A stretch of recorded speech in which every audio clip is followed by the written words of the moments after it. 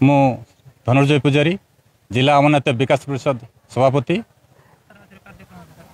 आज कार्यक्रम है सार दीर्घ 2013 मसीह आमर स्वर्गत नरसिंह नायक आवाक्रमे आमर देउलगुड़ा नीलकंठेश्वर मंदिर प्रांगण घरे एक महाआडम्बर सह एक बैठक होता।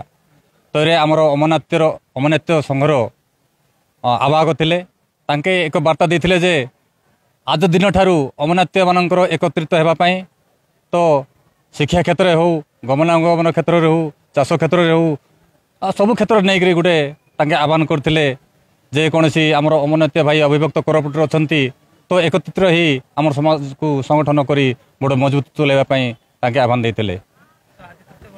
आज है 2013 मसीहा ठारू आज दिन पंते 13 वर्ष किंतु दीर्घ दिन में आम तृतीय वार्षिक सम्मिलन आज ये उपस्थापन करियछु। मु नवरंगपुर जिला अमरनाथ समाज सभापति अच्छी मोर ना अर्जुन अमरनाथ। सरकार उपरे आम दाबी रखीचु कि आमर अमरनाथ समाज गठन करी दीर्घ 12 वर्ष चलुची। दीर्घ 12 वर्ष तले आमर अमरनाथ समाज जेकोसी जगार किसी विकसित होना से दृष्टि आम अमरनाथ समाज नवरंगपुर कोरापुट रायगढ़ मालकानगिरी जो कलाहांडी पर्यंत एकता हबार आवश्यक अच्छी। आमर अमरनाथ समाज किंती आगामी दिन में आगू जीवे शिक्षा क्षेत्र हो चाष क्षेत्र हो जेकोसी क्षेत्र में आमर अमरनाथ समाज कहले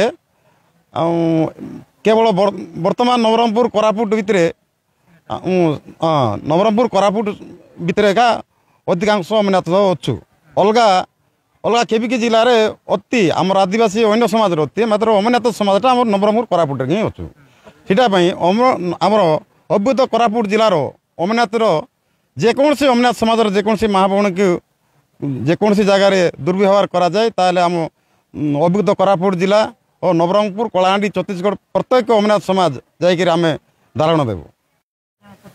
मो ना हूँ तीर्थवास चौधरी मु हूँ कोरापुट जिला अमरनाथ विकास परिषद साधारण संपादक। आज हूँ आमर अमरनाथ कोरापुट जिला अमरनाथ विकास परिषद तृतीयतम वार्षिक उत्सव।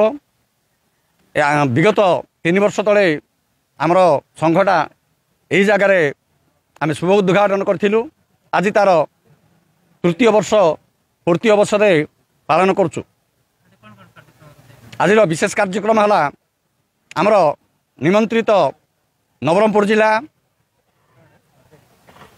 रायगढ़ जिला मालकानगिरी जिला कलाहांडी जिला छत्तीसगढ़ राज्यर बस्तर जिलूर आमंत्रित आमर समाजसेवी व्यक्तिविशेष मान द्वारा आमर अमरनाथीय भाई भौणी मान शिक्षा स्वास्थ्य परिवेश संस्कृति परंपरा उपरे किसी दिग्दर्शन देवे बोली से आज आम निमंत्रण करूँ।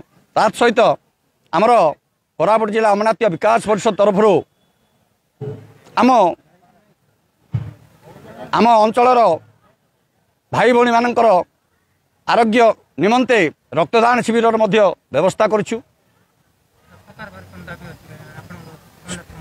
सरकार पाखरे एतिकी आमे दाबी करूँ जे आमर अवहेलित निष्पेषित भाई भौणी मान प्रति जे भली अन्याय अत्याचार करा न जाऊ विशेष दृष्टि रे सेमान को देखा जाऊ एटा हूँ आमर दाबी। जदि आमर अमरनाथीय समाज अवहेलित भाई भौणी मान प्रति जदि सरकार जदि अन्याय करेंगे ताहले आगामी दिन में आम संघ माध्यम से लड़ाई आम से साहाय्य करूँ।